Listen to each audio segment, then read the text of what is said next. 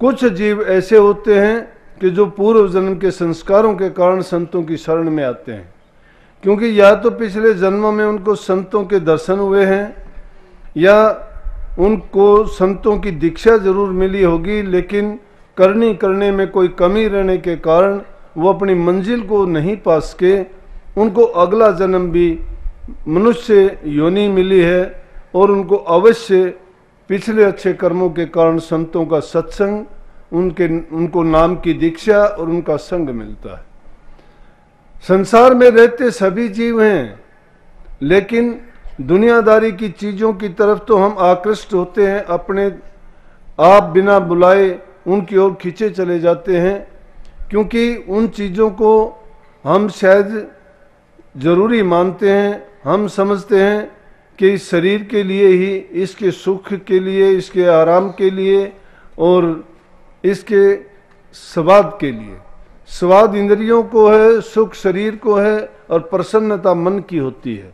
इन तीन चीज़ों के लिए हम दुनियादारी की चीज़ों की तरफ भागते हैं और उन चीज़ों को प्राप्त करके भी हमें कभी सुख और शांति नहीं मिलती, क्योंकि जिनको हम सुख सोचते हैं, शरीर का सुख है कुछ समय के लिए होता है, स्वाद इंद्रियों का कुछ समय के लिए होता है और मन में शांति कभी आती नहीं है।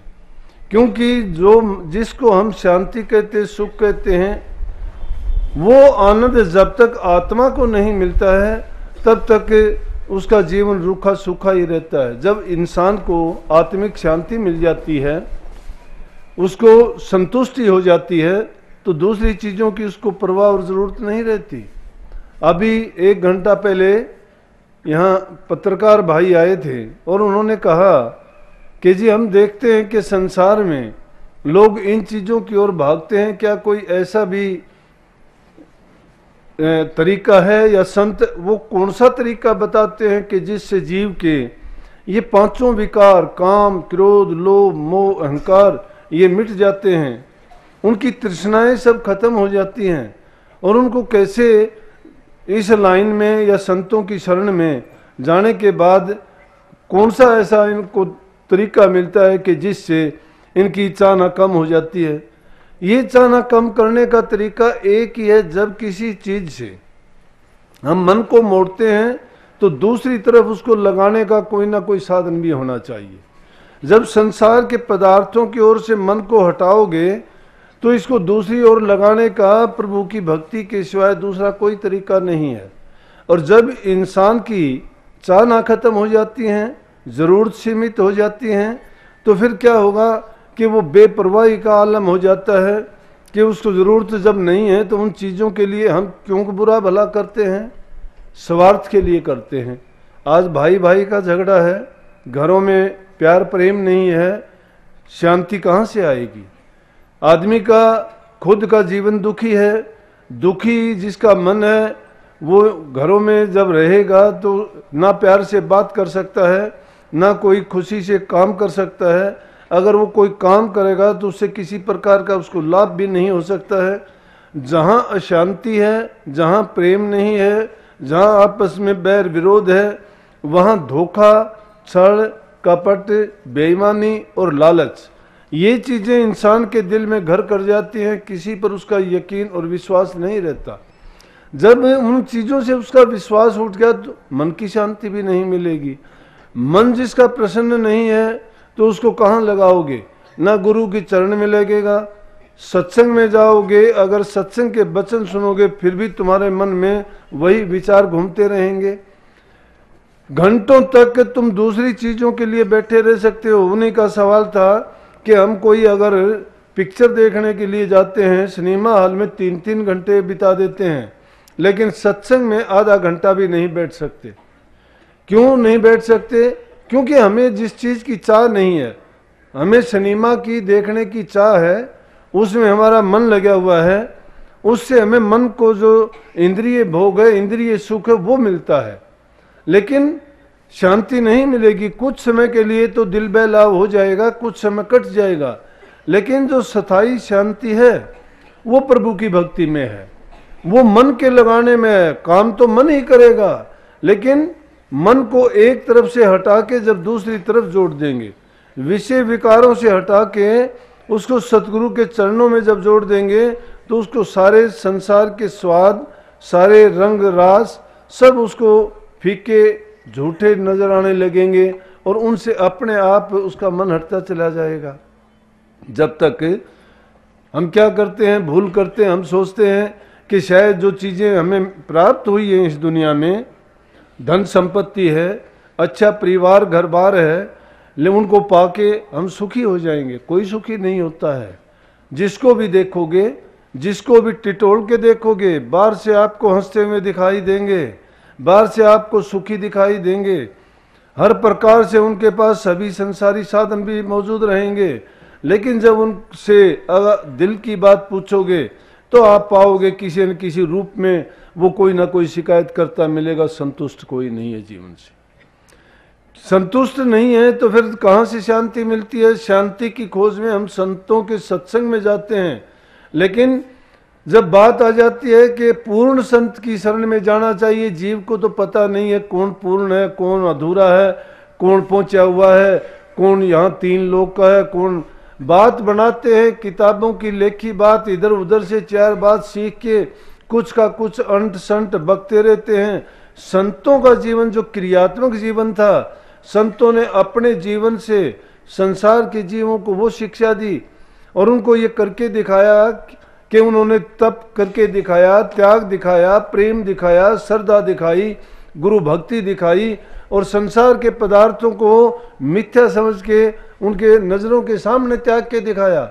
जिन चीज़ों को हम अपना मन दे देते हैं, जिनमें हम सारी जिंदगी लगा देते हैं, संत लोग उनको त्याग देते हैं और उन्हीं चीज़ों को देख के ही बड़े बड़े राजाओं महाराजाओं ने अपने राजकाज को भी छोड़ दिया। जब उनको वो आनंद आया, जब वो रस मिला, उनको आत्मा आनंद प्राप्त हुआ, उनको जब मानसिक शांति मिली, जब संसार के विषय विकारों के दुष्परिणामों का उनको पता चला, उनको ये पता लगा कि कौन सी चीज़ें तेरी दुश्मन है। अब इसीलिए स्वामी जी महाराज ने क्या लिखा, वो कहते हैं कि विषयन से जो रहे उदासा, परमार्थ की जामन आशा, धन संतान प्रीत न जाके और खोजत फिर साथ गुरु जाके। जिनको जो विषय विकारों से दूर हो, विषयन से जो रहे उदासा, जब तक विषयों की चाह है हमारे दिन में, और वो विषय क्या है, कोई शराब के नशे में, कोई जुआ खेलता है, कोई दूसरी चीज़ों में मांस मछली खाता है, हमारा खान पान अच्छा नहीं, हमारा संग अच्छा नहीं, हमारे ख्याल अच्छे नहीं, तो संतों की बात हमें कहाँ अच्छी लगेंगी। जब तक हमारे खुद के विचार अच्छे नहीं हैं, जब तक हम दूसरी चीज़ों में फंसे हुए हैं। अब मुक्ति की बात करते हैं, मुक्ति कहाँ से मिलेगी? मुक्ति इन चीज़ों से तो हम पाते ही नहीं हैं। पहले जब इन चीज़ों से मुक्त हो जाएंगे हम, इसलिए संतों ने इन जीवों को ये समझाया कि पहले आपस में घरों में प्यार प्रेम और शांति का वातावरण बनाओ, अच्छे लोगों का संग करो, अच्छे विचार रखो। इसीलिए कहा कि अहिंसा का पालन करो। किसी को अगर दुख देते हो, दुख का परिणाम दुख देना, उसके बदले में दुख मिलेगा, अच्छा नहीं हो सकता। कहा कि सत्य का रास्ता अपनाओ। सत्य क्या है? सत्य सिर्फ बात को यूं का त्यों कह देना ही सत्य नहीं है। सत्य का मतलब है कि प्रभु के बारे में ही जानना, उसी की ओर ही चलना। सत्य और संसार में कोई चीज नहीं है। सत्य मार्ग धर्म का मार्ग है। अब धर्म के मार्ग पर चलते हुए अगर हम अधर्मी हो जाते हैं, कुमार्गी हो जाते हैं, गलत चीजें अपना लेते हैं, तो हमें फिर धर्म पर चलने वाला कौन कहेगा? ये किसी भी संत ने, किसी की भी ऐसी शिक्षा नहीं है कि किसी ने भी ये बताया हो कि तुम इन चीज़ों को अपनाओ। संतों ने जब जब उनका प्रकाट्य हुआ, इस संसार में आगमन हुआ, तो उन्होंने संसार के जीवों के कल्याणार्थ ही काम किया और जीव को हर संदेश में उन्होंने यही एक शिक्षा दी कि अगर तुम अपना कल्याण चाहते हो तो इन विषयों से उदास हो जाओ और परमार्थ की आशा अपने मन में रखो। परमार्थ कब कर सकते हो? जब परोपकारी बन जाओगे। जो इंसान अच्छा करने की आदत नहीं डालता है, वो परमार्थ के रास्ते पे चलना उसके लिए बड़ा कठिन हो जाता है। नाम की भक्ति, कबीर साहब कहते हैं कि गुरु की भक्ति कठिन है खांडे की धारा। वो खांडे की धार की तरह से कठिन बहुत है। वैसे तो कुछ भी लगता नहीं है, देखा देखी सब लोग आ जाते हैं, मानना नहीं चाहते, मर्यादा में रहना नहीं चाहते। अरे सत्संगों में हम बात सुनते हैं, दूसरे लोग जब सत्संग देख के यहाँ से जाते हैं इतने प्रभावित होते हैं कि जी कोई देखने वाला नहीं, कोई ये कहने वाला नहीं कि बैठ जाओ, लेकिन इतनी शांति होती है सत्संग में देख के हम हैरान होते हैं कि ऐसी कौन सी बात होती है। एक होता है आदमी सेल्फ डिसिप्लिन, जो वो अपने आप ही अनुशासन में रहना सीखें। संत मत की ये बात है कि जब जीव को ये बात बताई जाती है कि तुम मर्यादा में रहना सीखो, वो मर्यादा ही हमें उसमें बांधे रखती है। अब देखते हैं मन मर्जी का काम करते हो, सेवादार का जो कहा नहीं मानता। मैं कहता हूं सेवादार भी अपने आप को थानेदार ना मानो। हर दूसरे के लिए अगर आप सेवादार नाम है तो आपको सेवा करने के लिए ड्यूटी दी गई है। हम क्या करते हैं कि जब हमें वो अवसर मिलता है तो दूसरे लोगों के साथ बर्ताव बुरा करना शुरू कर दे, अच्छा नहीं करते। ना तो जबान से उनको मीठा बोलते हैं, मानते हैं वो गलती करता है, कोई बात नहीं। जब वो अपनी गलत आदत को नहीं छोड़ता तो आप अपनी अच्छी आदत को क्यों छोड़ते हो? आप अगर उस बुराई को जीतना चाहते हो तो अच्छाई कहाँ से, आपने अच्छाई सीखी नहीं। अगर आप ऐसा करने की आदत डालते रहोगे तो आप, इसका मतलब एक अहंकार आपके अंदर है कि आप उससे सुपर पावर रखते हो। नहीं, उससे छोटे बन के हाथ जोड़ के दीनता से प्यार से उसको ये समझाने की कोशिश करो कि मैं जो करना चाहता हूँ वो आपकी अच्छाई और आपकी भलाई के लिए करना चाहता हूँ। लेकिन हम जब उससे संघर्ष करते हैं, वो कहता है कि मैं ये करना चाहता हूँ, मैं यहाँ बैठना चाहता हूँ, मैं आगे आना चाहता हूँ, तू मुझे रोक नहीं सकता। वो क्यों गया, मैं क्यों नहीं गया, उसको क्यों जाने दिया, वो क्यों बैठा हुआ है। ये हमें नहीं सोचना चाहिए। सबके कर्म एक जैसे नहीं हैं, सबके हालात एक जैसे नहीं हैं, सबकी बात भी एक जैसी नहीं है। किसी को किसी तरह से अपनी समस्या या कोई बात करनी होती है, किसी को कुछ दूसरे अंदाज में कोई बात अपनी बतानी होती है या पूछना होता है। हमारी सबकी समान तो नहीं है ना। जब सबकी समस्या समान नहीं है, सबके विचार समान नहीं है, सबके हालात समान नहीं है, तो हमें ये नहीं सोचना चाहिए कि जो एक ने गलती की तो मैं भी वो गलती को दोहराऊं। सेवादार को सेवा करना चाहिए और हमें ये सीखना चाहिए कि जो इंसान हमें कहता है, खुद कष्ट उठा के हमारे अच्छाई की जो बात करता है, संतों की भी यही बात है। संत परमार्थ के लिए अपनी परवाह थोड़े करते हैं। वो अपनी परवाह किए बिना न खान पान की चिंता करते हैं, न अपने टाइम की परवाह करते हैं, न अपने कोई सुख सुविधा को देखते हैं। अरे संसारी जीवों के लिए, उनके कल्याण के लिए जो हमेशा तत्पर रहते हैं। और फिर भी हमें इतना नहीं सोच पाते कि जो हमारे लिए ये काम करता है, जिसका कोई स्वार्थ नहीं, जिसका कोई लाभ नहीं, तो उसकी बातें हमें सुननी चाहिए। जिसकी बातों में कोई स्वार्थ नहीं है, जो कोई पक्ष नहीं है जिसके पास, अगर पक्षपात है तो वो संत भी नहीं है, पक्षपात है तो वैद भी नहीं है, पक्षपात है तो वो ज्योतिषी और पंडित भी नहीं है, पक्षपात है तो वो न्यायकारी नहीं है। संतों में भी यही है, किसी का पक्ष नहीं करते, छोटा बड़ा नहीं देखते, लेकिन वो दूसरे जीव के मन की भावना को समझते हैं। एक जीव को देखते हैं कि इसकी क्या भावना है। हम शायद चालाकी ये करते हैं कि पता ही नहीं है, गुरु जानता ही नहीं है। मैं तो छोटी छोटी बात में भी शिक्षा देने की वो कोशिश करता हूँ। मैं खुद भी सीखता हूँ, आपको भी वही बताने की कोशिश करता हूँ, क्योंकि संतों ने अपने जीवन से हर कदम पे, हर बात में और हर उपदेश में ऐसे ऐसे रहस्यों को हमें खोल के बताया और चलने के लिए कहा कि तुम भी अगर इस रास्ते पर चलोगे तुम्हारा जीवन भी समझ जाएगा।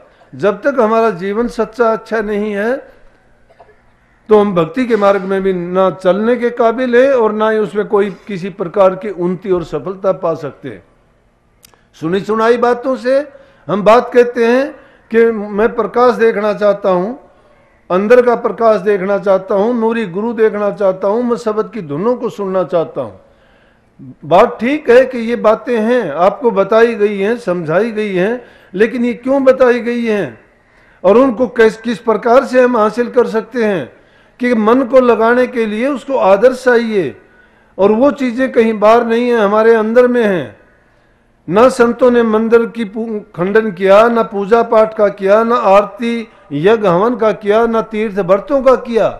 सब की मंडन करते हैं, सब के बारे में बताते हैं, लेकिन जीव का कल्याण बताते हैं कि जीव का कल्याण तो जब तक जिंदा गुरु के पास जाके तुम अपने जीवन में जो बुराइयां हैं उनसे छूटने का और जो सत्य मारेगा उस पर चलने का रास्ता जब तक नहीं खोज लेते तब तक कल्याण नहीं होता। चाहे उन चीज़ों की ओर जाओ। अब क्या है कि इसे अधूरे ज्ञान को लेके हम जो है उपहास का कारण बन जाते हैं। हम जाते हैं और दुनियादारी के लोगों को कहते हैं कि हम पूजा नहीं करते, हम किसी देवता को नहीं मानते, हम किसी को भी ना धोख पूजा करते हैं। तो लोग कहते हैं कि ये ऐसा कौन सा धर्म है कि जिन चीज़ों से मना करता है। अरे ये लौकिक भक्ति की चीज़ें हैं, परंपरा पड़ी हुई हैं, चाहे हमें ज्ञान नहीं है, चाहे हमें लाभ नहीं है, लेकिन उस ओर लगे हुए हैं। उस ओर जब लगे हुए हैं मन में एक थोड़ी आस्था तो है। जो अनजाने में जो आस्था हमारी जुड़ी हुई है वो आज तक नहीं टूटती। देखा देखी की तो सच्चाई की ओर अपनी अगर आस्था को जोड़ देंगे तो हमें सच्चा ज्ञान प्राप्त हो जाएगा। अंदर का ज्ञान और प्रकाश तुम ढूंढने की कोशिश करते हो, बाहर का ज्ञान ढूंढ लिया क्या? बाहर का ज्ञान हमारा नहीं मिटा है। मिथ्या चीजों को हम जब अपनाए हुए हैं, उन चीजों का भ्रम जब तक नहीं मिटता है तो हमें बाहर का ज्ञान नहीं है। अभी बाहर का ही प्रकाश हमने नहीं देखा है। अंदर का प्रकाश अगर देखना चाहते हो तो पहले की बाहर की जो मिथ्या बातें हैं, जो भ्रम की चीजें हैं, जिनमें हम फंसे हुए हैं, उनको तो जरा निकाल के देखिए।